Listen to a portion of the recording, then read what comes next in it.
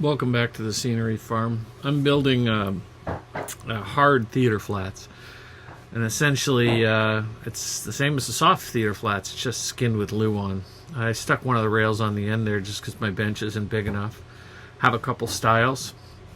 I typically will put the stiles belly to belly instead of concave to concave. Have a rail at the bottom there, and I'm marking 2 feet on center from the bottom of the rail. And marking these not just for center on a theater flat is way more important than on a TV flat, because you have 2.5 inches versus 3/4 of an inch, and I just mark 1.25 inches on either side of the center. And I put the two of them together and I just do a ticky across the seam. I double check I have all my marks, make sure the orientation is the same, and my stile goes over to the other side. I'm using the edge of the bench as a way to square things up today, as opposed to screwing them to my bench. The rail is kind of there. My toggles, I kind of place them in place, and I'm short one because I can't count. And sometimes I'll use 2 or 3 clamps on that edge if there's a bit of a bow in the wood. And yeah, I'm just kind of vaguely laying things out, and I get my adjustable square, and the back set for the keystones and corner blocks on this flat is different than typical. I'm making a periactos out of it. Interesting fun fact, periactoi, which is what I've always heard a periactos called. It was recently explained to me that periactoi is the plural of the triangular scenic element,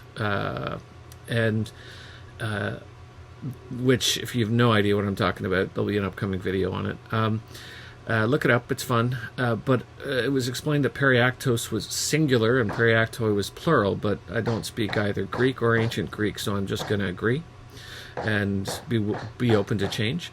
The corner block is going in with the standard staple pattern that I use.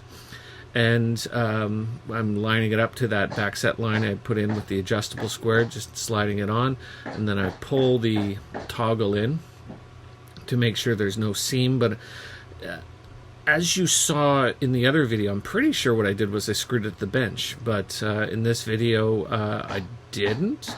I basically just kind of I'm free flowing just a bit.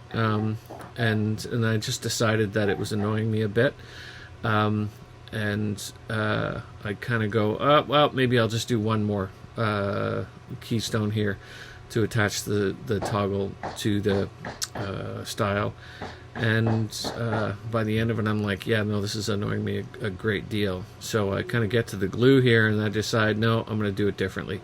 And so this is an upholstery stapler. It is a 21 gauge upholstery stapler. This one is from Grex, but you can use, I think, oh no, maybe it's around 7/16 the back set I put on that. Doesn't matter. But what I did was I stapled the toggle to the stile with 2 staples, just crossing the seam, just as a bit of a hold beam clamp. And you can see I'm doing that here and here. Now this is not a T50. A T50 has a bit of a flatter profile to it, and it wouldn't suck into the wood quite as well. An upholstery stapler, a 21 gauge like this, sucked into the wood and it kind of disappears. It's so teeny.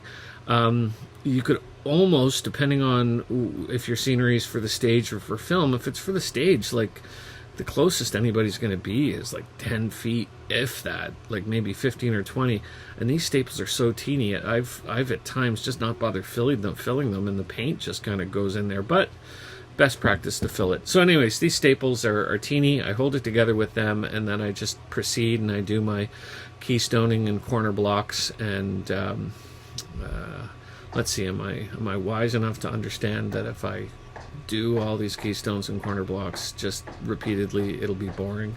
And oh no, I can see an edit coming up, and oh, it wasn't deep enough, so I adjust the depth on that. These are like rather crappy narrow crown staplers, because my good ones that lasted for about 20 years just recently died, and I was just kind of like, I'm gonna buy cheaper ones, and so far they're great. I have no complaints in the world. Okay, here we go. Bye. I've reloaded and I've gotten to the point where I need to get to the end that has not been done yet. My bench is 9-ish feet long. I grabbed my last rail, and with this, I'm no longer worried about square, because if it's at a square by now, like there's 8 joints there. All I'm doing is I'm stapling it together with the upholstery stapler, that 21 gauge dealio, and then I am going to go with my keystone, or my corner blocks rather. Now, I do have a battery-powered narrow crown. I have a battery-powered 18 gauge. I have a battery-powered 16 gauge, all for location work. And these, with the air hose, they're so much lighter. They're just so much lighter. The action on them, just to put it in, I prefer it. And so, yeah, do I pull out my battery-powered one occasionally? I for sure do, but I typically just prefer the pneumatic ones. So if you're only going to have one, I don't know, that's a choice to make, I suppose. But, yeah, the frame is done. And now this is where it starts being a little different. And it's a bit more like a typical flat or a TV flat. I glue this with kind of a snake pattern to get on both sides of the pine to get a good breadth there. Now, there's a strong argument, which I would kind of agree with and just I'm ignoring, is you should glue it. I'm just doing one half of that piece of pine because there's a seam there. You should glue it and then roll it out and get full coverage to get your best joint. Absolutely. Totally agree with that. There's not one part of me that can argue it. I just decided not to. So, this here, glue, and that glue bottle has a very big hole in it. I have, fine woodworking glue and blah, blah, blah. This is 1/8 inch luan. It's super thin. I never used to build stuff at 1/8 inch luan because narrow crown stapler, which for some reason I figured was the only stapler in the wide world, doesn't work. But a 21 gauge upholstery stapler certainly works. You can see I'm just squaring up the edge. In this, at the bottom here, I'm not really thinking too terribly well. There's where I wake up. I put the staples in across the grain.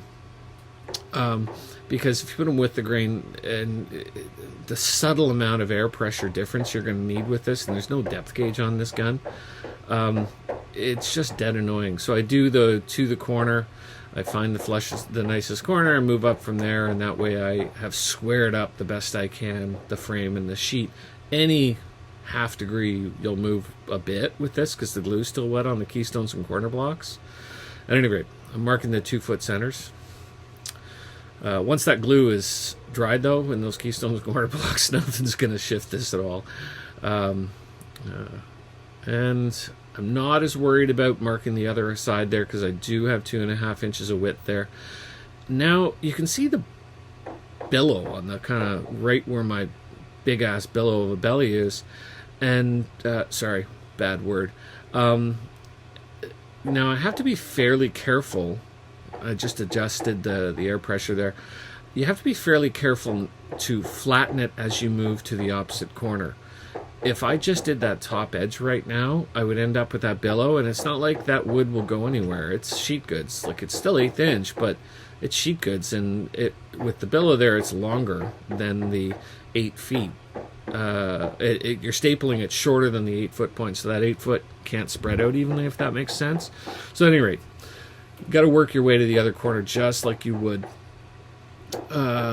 center to center, center to center when you're putting on fabric. And trying to figure out where I ran out of staples. The other thing about these upholstery staples is they last forever. Like, a run of that really does last a long time because there are so many more of them in a run. It's not as impressive as like a 23 gauge in terms of how many nails are in a run, but whatevs. I'm double checking the height. I cross-cut the piece. And I waited to do that, and oh yeah, that was the wrong glue bottle. I wonder how many steps I get in the day. That'd be impressive. Maybe at least 30 steps a day is my guess. Okay, And with the sheet good on the back in the form of keystones and corner blocks, and the sheet good on the front in the form of, well, sheet goods, this is a pretty tough little flat, even though it's made with 1/8 inch. And 1/8 inch will have more billowing between the toggles. Like, it will dip in and out more. So if you have steep top light, it will definitely show up more. And I'm just working my way to the corner here. All right, and I believe what I do is oh no, I'm just flush trimming the edges. When that's just the bottom bearing bit. I don't know what it is. It's a bottom bearing bit, whatever. And once I'm done that, I think off camera I sand the seams and where all the staples are, and I think I just put that on the editing room floor by accident, but who really cares? I just used a palm sander. And this is me with, I think, a 16th inch round over. I'm pretty positive that's what it is. But it's an 1/8 inch round over would be overkill for, well, 1/8 inch material.